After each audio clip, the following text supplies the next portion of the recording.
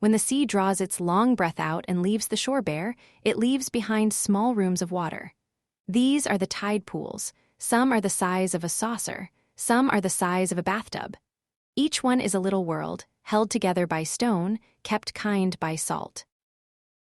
Tonight the tide was low and the moon was high, and the tide pools were as still as mirrors. A small listener, tucked into bed far from the coast, could imagine leaning down beside one, knees on cool rock, breath warming the surface. The water would ripple once, politely, and then be glass again. Inside the pool, everything was calm. A small crab sat with its claws folded, watching the moon from under a ledge. A shy anemone, pink as a cheek, opened and closed in slow, careful beats. A snail moved across a stone the way clouds move across a sky, not fast, not slow, just exactly right. There was no rush in a tide pool. The sea would come back when it was ready. Until then, each little room simply held what had been given to it: a sliver of seaweed, a white feather, a smooth pebble that had been round since before anyone's grandmother was born. A second pool, just a step away, held a small fish. The fish was silver as a teaspoon and blinked in a considering way. It had been left here by the tide, and it knew the tide would return. It floated in the middle of its little room and practiced being patient.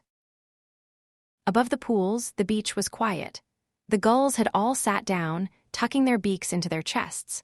A line of seaweed lay along the high tide mark like a long, gentle sentence.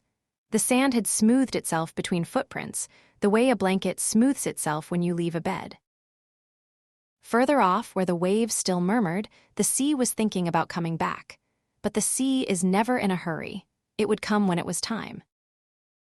The small listener, far from the shore, could picture cupping a hand above a pool and watching their shadow darken the water. Inside the pool, the crab would not even flinch. The anemone would keep its slow beat. The fish would tip one fin in greeting, and that would be all. This was the thing about tide pools. They did not startle. They had learned how to wait. They held whatever had been placed in them, and they did not ask for more. The moon laid a long silver path across the wet sand, and the path touched the rim of one pool and then the next, joining them like notes in a quiet song. The pools glowed faintly, each one a little lantern in the rock.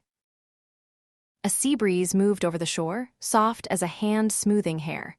It touched the dry stones and the damp stones and the crusts of salt that the tide had left behind. It did not rush anything. It did not ask anything.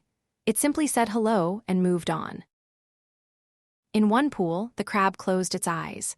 In another, the anemone drew itself gently inward. In a third, the silver fish rested beside a smooth stone, as though leaning on a pillow. The small listener breathed in and breathed out. In and out. The pools breathed with them in their own slow way, filling, stilling, filling, stilling, though no water moved at all. Soon, the tide would turn. The sea would rise, and the pools would join the larger calm of the bay, and the crab and the anemone and the silver fish would carry on with their quiet lives. But not yet. For now, the pools simply held. The moon simply shone. The night simply kept its kind, unhurried watch. And as the night grows quiet, remember this. You are safe, you are loved. And it's time to rest. Sweet dreams from the Happy Dreamer Company, Crescent Moon.